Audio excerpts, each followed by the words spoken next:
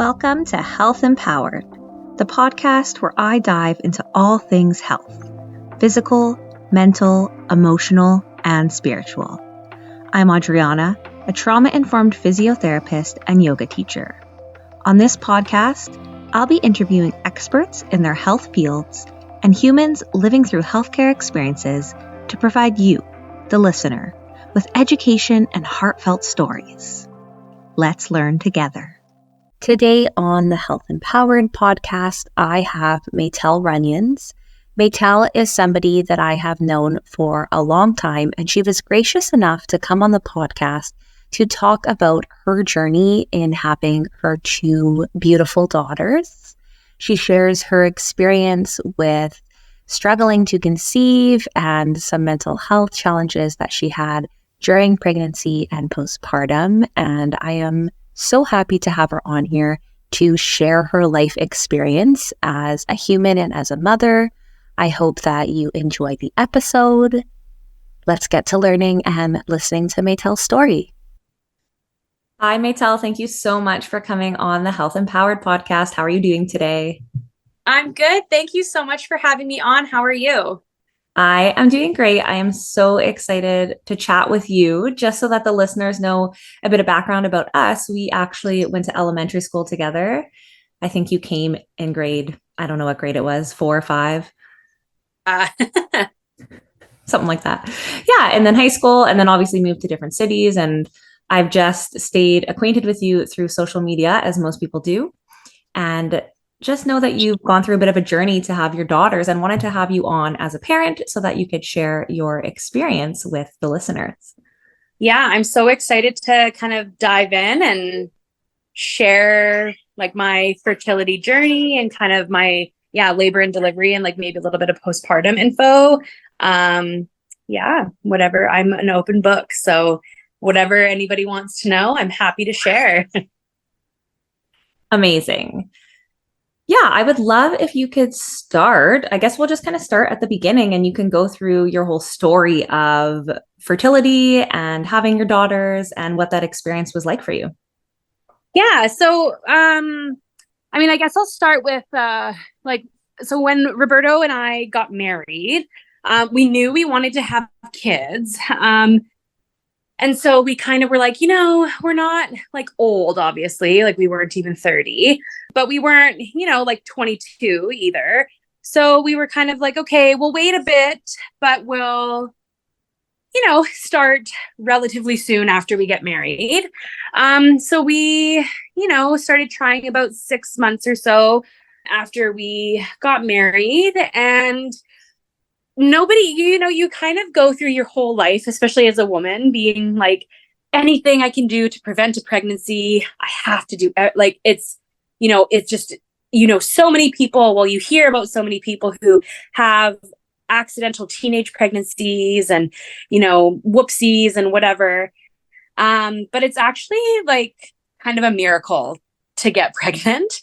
There's such a small window in a woman's cycle where they can actually get pregnant. So we, had been trying for a few months. And at that point, we were kind of like, we don't really have any history of any issues. Maybe we should just talk to somebody and kind of see what's going on. So I had some testing done. It all came back totally normal. Roberto had some testing done, and we kind of discovered that he had like a lower, like not dangerously low, but like on the lower end of a sperm count.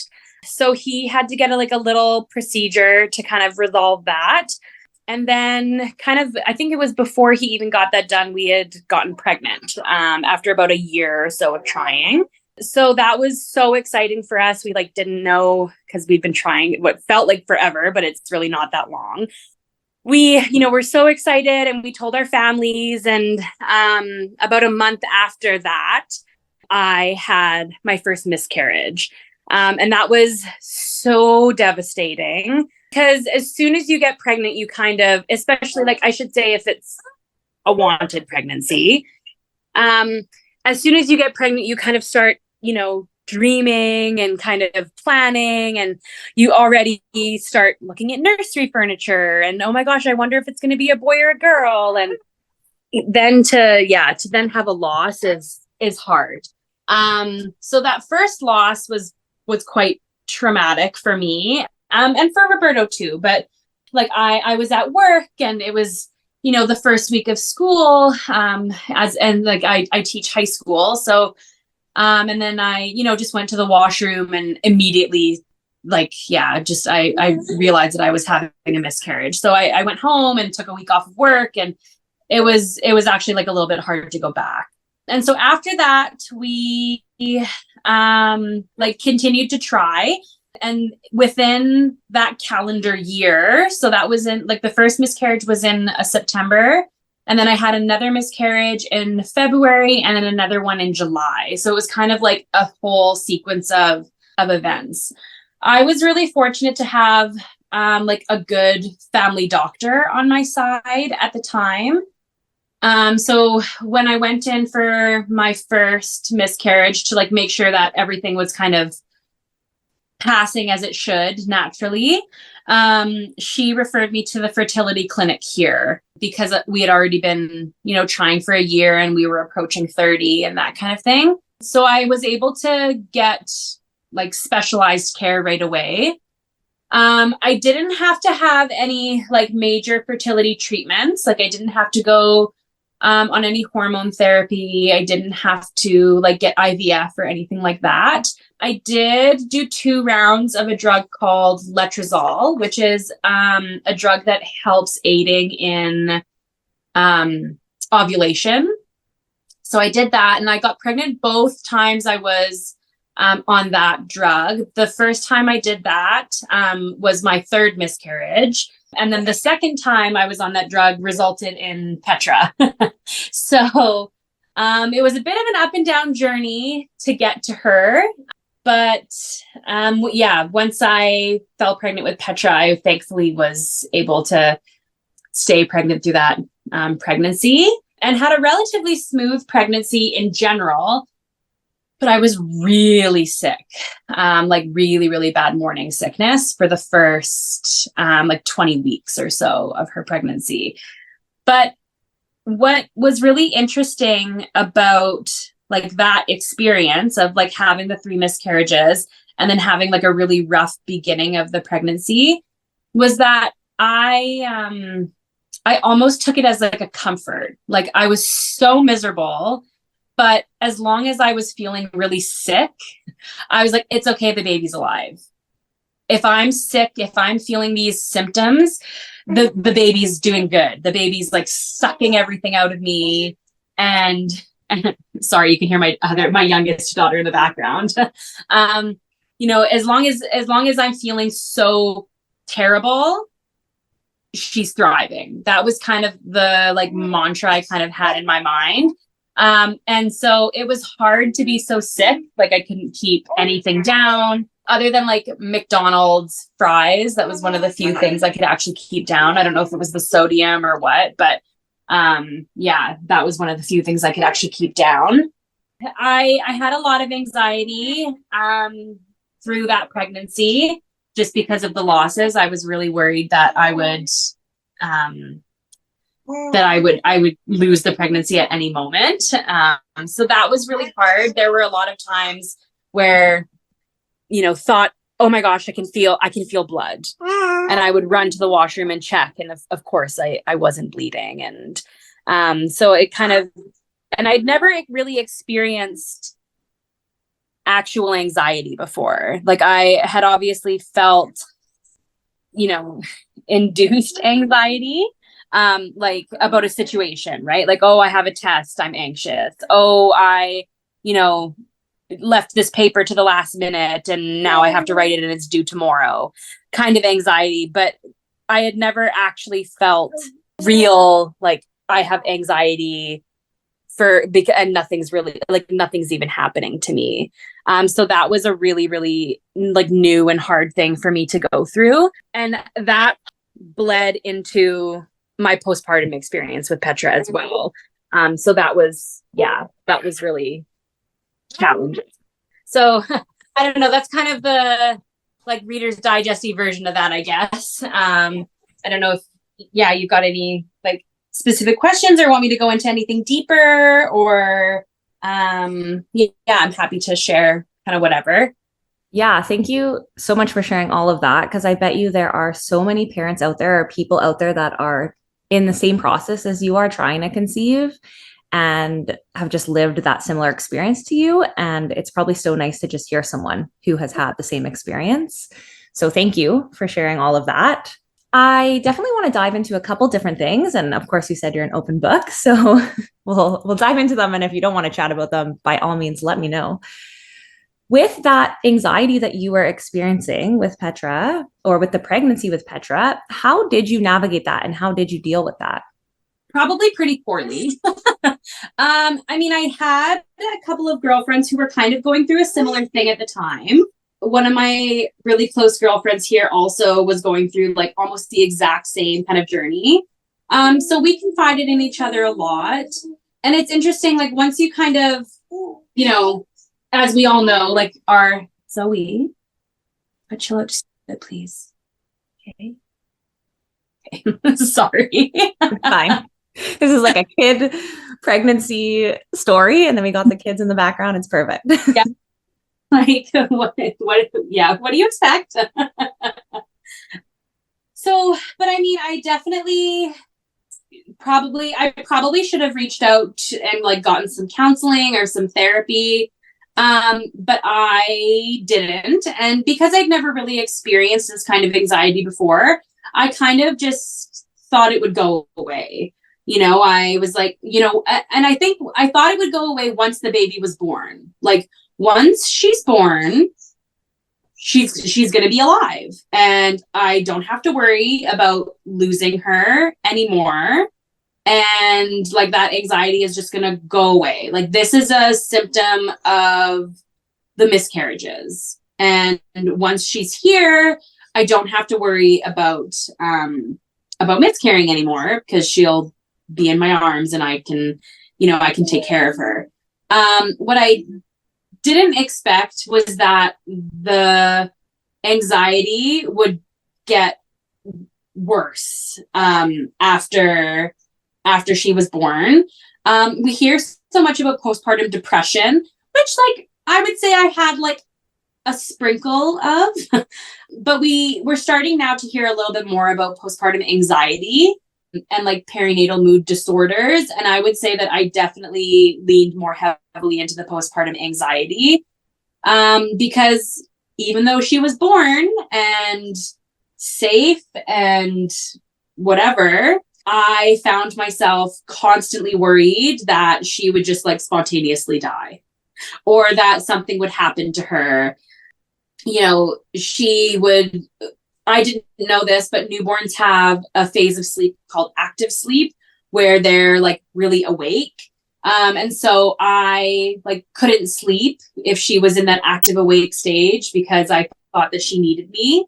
But when she was in like her deep sleep stage, I also couldn't sleep because I thought like, oh my gosh, what if she stops breathing? And so I would constantly like, stick my finger under her nose or like put my hand lightly on her chest to make sure that she was breathing. And it was tough. So that paired with sleep deprivation that kind of naturally comes along with being a new parent to a newborn, but also the not being able to sleep because of the anxiety. It was really challenging. And I didn't reach out and get help until like 6 months later. So, and it was not that it was too late, like not like I was too far gone. It was too late, but like I should have reached out and gotten help like before I had even gotten pregnant. But it was just kind of one of those things that it was like a cascade of events almost that, this is going to go away once this happens. Like, I won't be anxious in when I fall pregnant. And then I get pregnant and stay pregnant. Well, I won't be anxious anymore when the baby's born. And then of course she's born and I'm still anxious. Well, I won't be anxious if I can just sleep through the night. Well, most babies don't start sleeping through the night until they're, 4 months, 6 months, a year or later, especially if you're nursing. So yeah, I should have probably gotten help a lot sooner than I did. Yeah. Yeah. And I imagine, because I don't have children, but I imagine there's just so much going on. And especially when it's your first child too, that caring for yourself probably comes second, especially in those beginning months when you're just going through 1,000 different changes. Yes. Yeah. Yeah. It's a real shift to learn how to care for yourself as well as care for somebody else. It's quite challenging. And it's so funny. I talk to my girlfriends who have 2 or more kids, and we look back and we're like, oh my gosh, like having one was so easy compared to having 2 or having 3. But there's something about that first baby that is just so hard. Like it's so hard. And I don't know if it's just because everything is new and,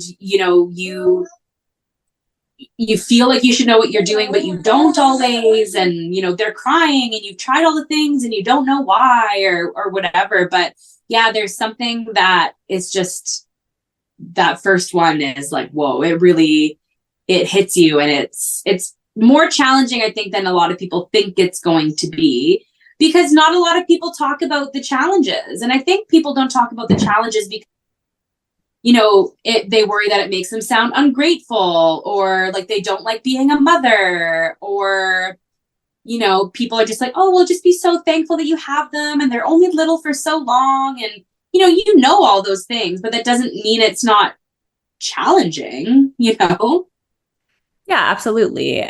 I don't think there's anything really that you can compare in life to having children too, which makes it really hard. Because there's like lots of things in life I'm thinking that are extremely rewarding, but also challenging. Like going to physio school and getting a master's degree was challenging, but rewarding. But it's a completely different experience than having this life that you birthed into the world and that you're responsible for, right? So yeah, there's so many differences with having children for sure.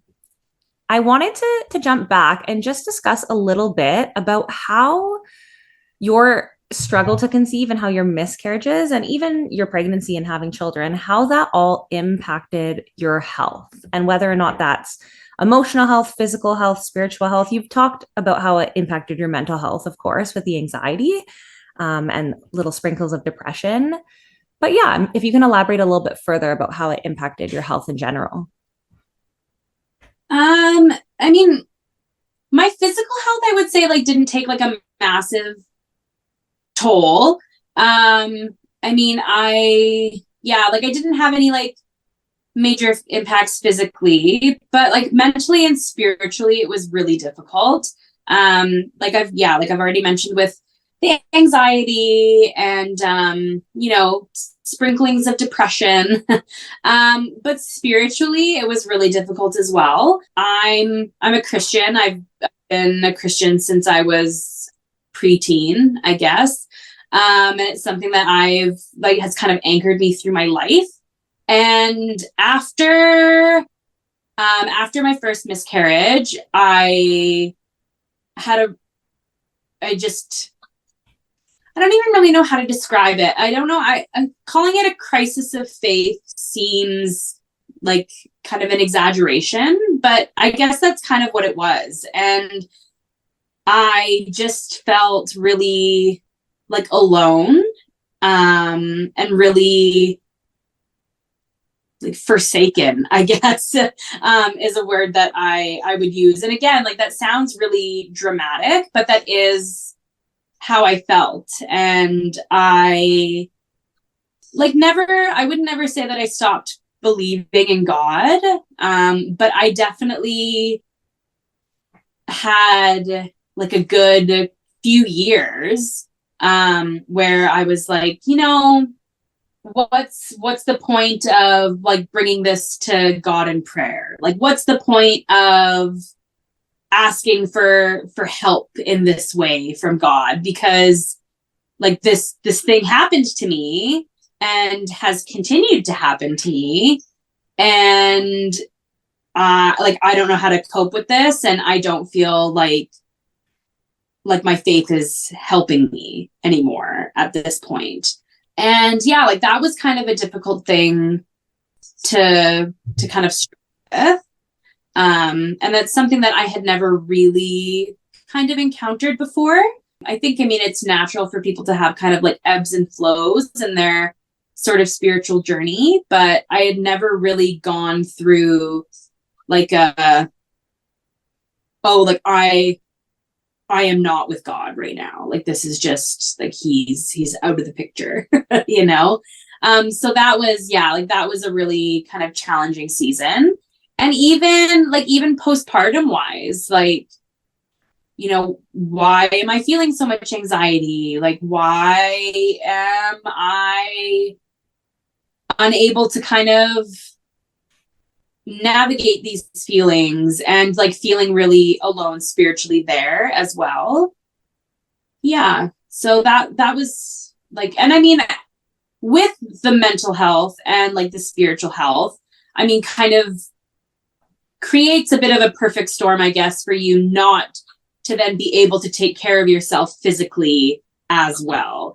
So one of the biggest challenges, I guess, physically for me was early postpartum. Like I didn't feel like I had time to like eat. Like I didn't feel like I had time to make myself a meal, because what if the baby needed me? So I would literally just sit on the couch and breastfeed all day long. And I would just sit and stare at the TV that was off. I wouldn't even turn it on. And so, and I mean, so physically, like that's not good for you, obviously. But that also isn't good for the baby if you're breastfeeding. And so that, kind of created a bit of like a spiral as well. Right. So it was kind of, like the spiritual health and the mental health was kind of this like perfect storm that became a thing that like I wasn't physically doing super well either. Once I kind of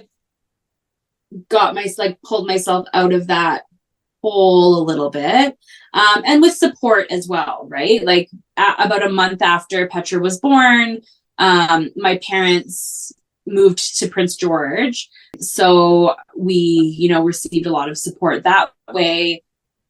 And so when I had a little bit of support, I was able to kind of, okay, like everything's okay and I can eat, that kind of thing, right? But yeah, it's it was definitely like a challenging season, I guess. Mm-hmm. Yeah, that just shows how health really plays on each other so much, right? Every aspect of our health can play on one another. And I'm so happy that you got that support from your parents and that you were able to kind of pull yourself out of that in whatever way you did. And I think it will help a lot of people to hear that they're not alone in their experience if they're experiencing that same level of anxiety or they're going through different challenges with their pregnancy and postpartum journey. Yeah. And I mean, I will say too that, I waited too long, but I did also seek out therapy as well. Because I was experiencing some things that I was like, I didn't know was normal. And even if you kind of know it's normal, it's still scary. So I had never heard of like intrusive thoughts before.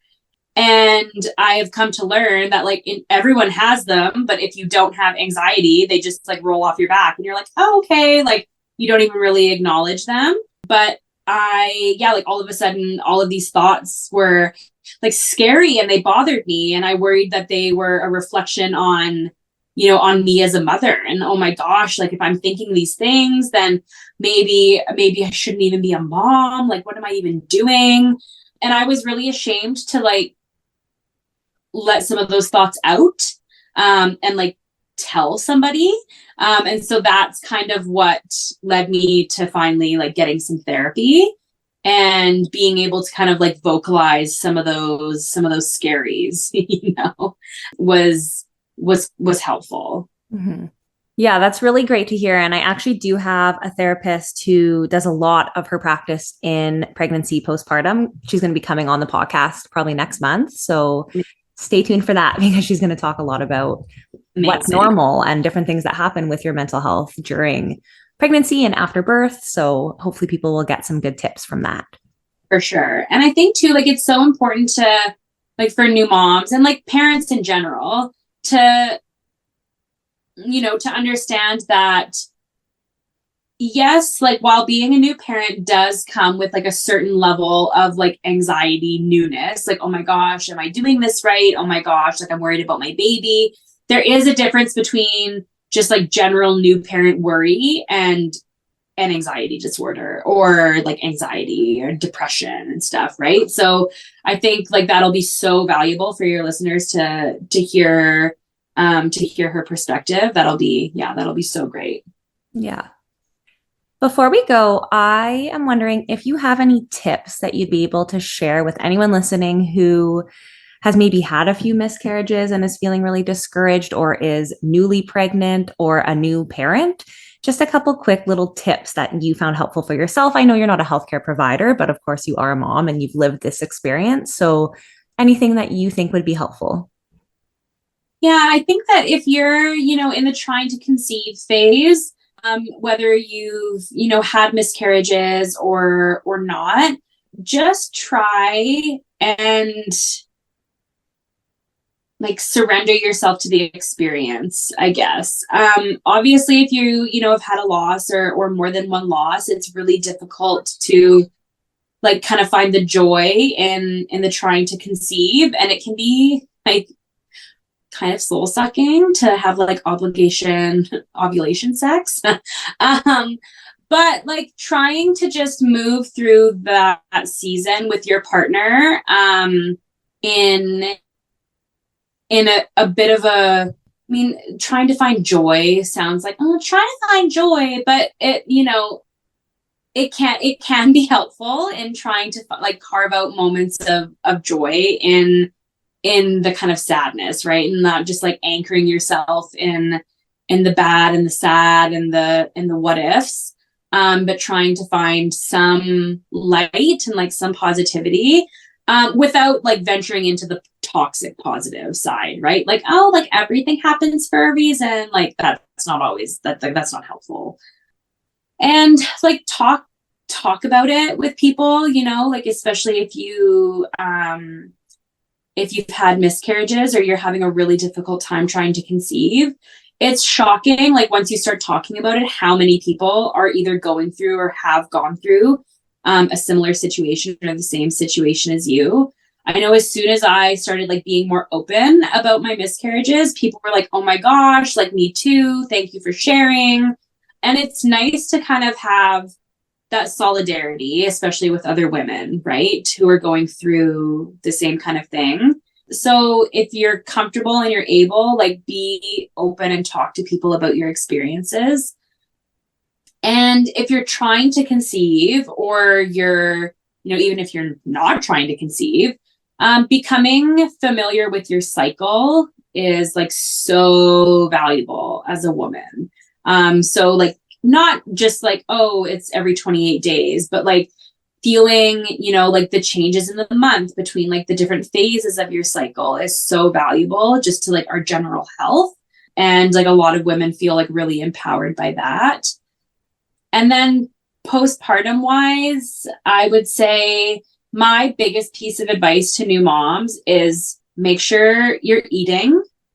So either you have someone at home who's feeding you and making sure that you're eating, or you yourself have like easy to grab snacks that you can eat with one hand. But make sure you're eating, because chances are you're not sleeping super well. Even if you have like some kind of a unicorn baby that sleeps super well right away, you probably are having like some disruptions to your sleep. So eating and nourishing yourself properly is going to be like one of the best ways to make sure that you have like a somewhat clear mind. Yeah, so nourishing yourself would be like my number one kind of tip. And then also, if you can, and if you're able, get a lactation consultant on deck if you're planning to breastfeed. And like that's super important. And then if you can, and if you're able, try to have some support people around you. If you can afford therapy, sign up for some therapy. Even if you feel like you don't need it, sign up, and take advantage of people who are willing to help you in your life. Friends, family, whatever that looks like. Yeah, take advantage of people who want to help and ask for help.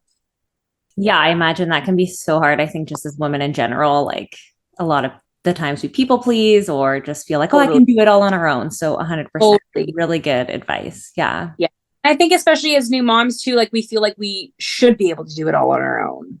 And so we don't ask for help because, well, what if it's a reflection of me and like people think I'm a bad mom because I can't handle it all by myself. It's no, like people want to be able to help you. Mm-hmm. Yeah. Well, thank you so much, Maytel, for sharing your story, sharing all the tips. I think this will be really great for our listeners. Really quickly, before you go, is there a way that people can connect with you in case they had any extra questions? Yeah. So if you want to chat or reach out or anything, you can reach me at my email address. It's just my first and last name at gmail.com. So MAYTELRUNIONS@gmail.com. And I am, yeah, like I said, super open, pretty available. So if anybody wants to, reach out and connect, or if they have questions, or are just looking like for some solidarity, I can be that person. Amazing. Thank you so much. Thank you so much, Adriana. Thank you so much for listening to this episode of Health Empowered. To support the show, please rate, review, share, and subscribe. And if you're looking for support on your health journey, visit my website, empoweredmovement.ca. Have a great day and stay empowered on your health journey.